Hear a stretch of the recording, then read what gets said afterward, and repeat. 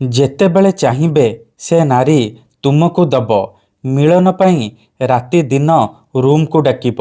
କେବଳ କାଗଜରେ ତାର ନାମ ଲେଖି ଜାଳି ଦିଅନ୍ତୁ, ତାପରେ ଦେଖିବେ ଚମତ୍କାର। ସେହି ସମୟଠାରୁ ସେ ଝିଅ ହେଉ ବା ବିବାହିତା ନାରୀ ଆପଣଙ୍କ ଆଡ଼କୁ ଆକର୍ଷିତ ହେବାକୁ ଲାଗିବ। ଆପଣଙ୍କର ସବୁ କଥା ମାନିବ। ଯାହା ଚାହିଁବେ ତାହା କରିବ। କେବଳ ଆପଣଙ୍କୁ କାଗଜରେ ସେହି ଝିଅ ବା ବିବାହିତା ନାରୀର ନାମ ଲେଖି ଜାଳିବାର ଅଛି। ତାପରେ ଦେଖିବେ ଚମତ୍କାର।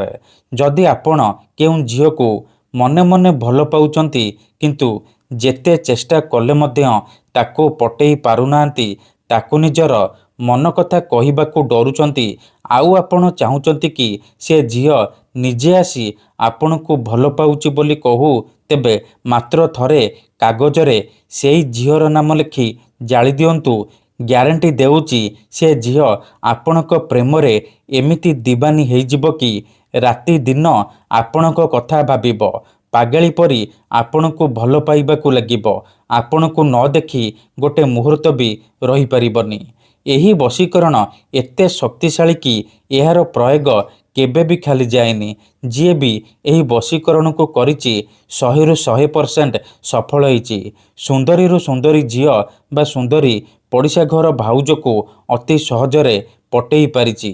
ତେଣୁ ଯଦି ଆପଣ ଯେତେ ଚେଷ୍ଟା କରି ମଧ୍ୟ ଝିଅ ପଟେଇ ପାରୁନାହାନ୍ତି, ପଡ଼ିଶା ଘର ସୁନ୍ଦରୀ ଭାଉଜକୁ ପଟେଇ ପାରୁନାହାନ୍ତି, ତେବେ ଆଜିର ଏହି ଭିଡ଼ିଓଟିକୁ ମୂଳରୁ ଶେଷ ପର୍ଯ୍ୟନ୍ତ ପୁରା ଧ୍ୟାନ ସହିତ ଦେଖନ୍ତୁ।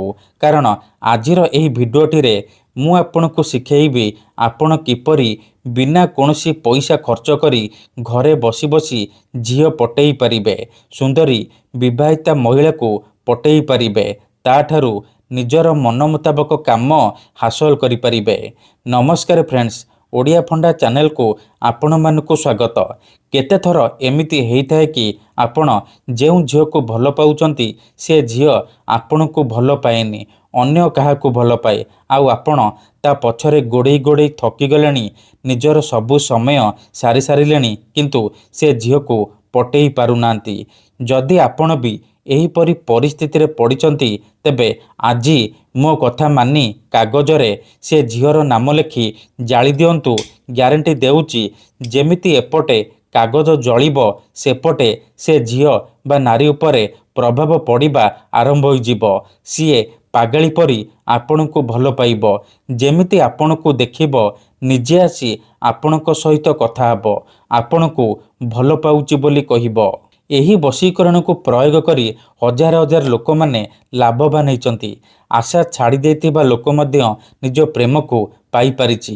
ବିନା କୌଣସି ପଇସା ଖର୍ଚ୍ଚ କରି ଆପଣ ଏହି ବଶୀକରଣକୁ ଘରେ ବସି ବସି କରିପାରିବେ। ତେବେ ଏହି ବଶୀକରଣ କରିବା ସବୁଠାରୁ ସହଜ। ଏହାକୁ ଆପଣ କେମିତି କରିବେ, ଏହାର ପ୍ରୟୋଗ ବିଧି କ'ଣ, ଚାଲନ୍ତୁ ଜାଣିବା। କିନ୍ତୁ ବିଧିଟି ଜାଣିବା ପୂର୍ବରୁ ଯଦି ଆପଣ ଆମ ଚ୍ୟାନେଲକୁ ପ୍ରଥମ ଥର ଆସିଛନ୍ତି, ତେବେ ଦୟାକରି ଚ୍ୟାନେଲକୁ ସବସ୍କ୍ରାଇବ୍ କରି ପାଖରେ ଥିବା ବେଲ୍ ଆଇକନ୍କୁ ମଧ୍ୟ ଦବାଇ ଦିଅନ୍ତୁ, ଯାହାଦ୍ୱାରା ଆମେ ଯେଉଁ ବି ଭିଡ଼ିଓ ଅପଲୋଡ଼ କରିବୁ ସର୍ବପ୍ରଥମେ ଆପଣ ଦେଖିପାରିବେ ଆଉ ତାର ଲାଭ ପାଇପାରିବେ। ତେବେ ଚାଲନ୍ତୁ ଜାଣିବା ଏହି ବଶୀକରଣ ବିଧିକୁ ଆପଣ କେମିତି କରିବେ।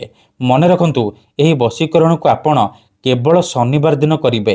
ଦିନ 3ଟାରୁ ସନ୍ଧ୍ୟା 6ଟା ମଧ୍ୟରେ ଏହି ବଶୀକରଣକୁ କରିବେ। ଭଲ ଭାବରେ ହାତ ଗୋଡ଼ ଧୋଇକି ଆପଣ ଏହି ବଶୀକରଣ ଆରମ୍ଭ କରିବେ। ପ୍ରଥମେ ଆପଣ କ'ଣ କରିବେ, ଖଣ୍ଡେ ସାଧା କାଗଜ ଆଣିବେ ଆଉ ଜାଳିବା ପାଇଁ ଡିଆସିଲି କିମ୍ବା ଲାଇଟର ନେଇ ଆସିବେ। ତାପରେ କୌଣସି ଏକ ଜାଗାରେ ଚୁପଚାପ ବସି ପଡ଼ିବେ, ଯେଉଁଠାରେ ଆପଣଙ୍କୁ କେହି ଦେଖିବେନି କିମ୍ବା ଡାକିବେନି। ତାପରେ ଯେଉଁ ଝିଅ ବା ନାରୀକୁ ଆପଣ ପଟେଇବାକୁ ଚାହୁଁଛନ୍ତି, ଯାହାକୁ ଭଲ ପାଉଛନ୍ତି, ତାର ନାମ ନାଲି କଲମର ସାହାଯ୍ୟରେ ଆପଣ ଏହିପରି କାଗଜରେ ଲେଖିବେ।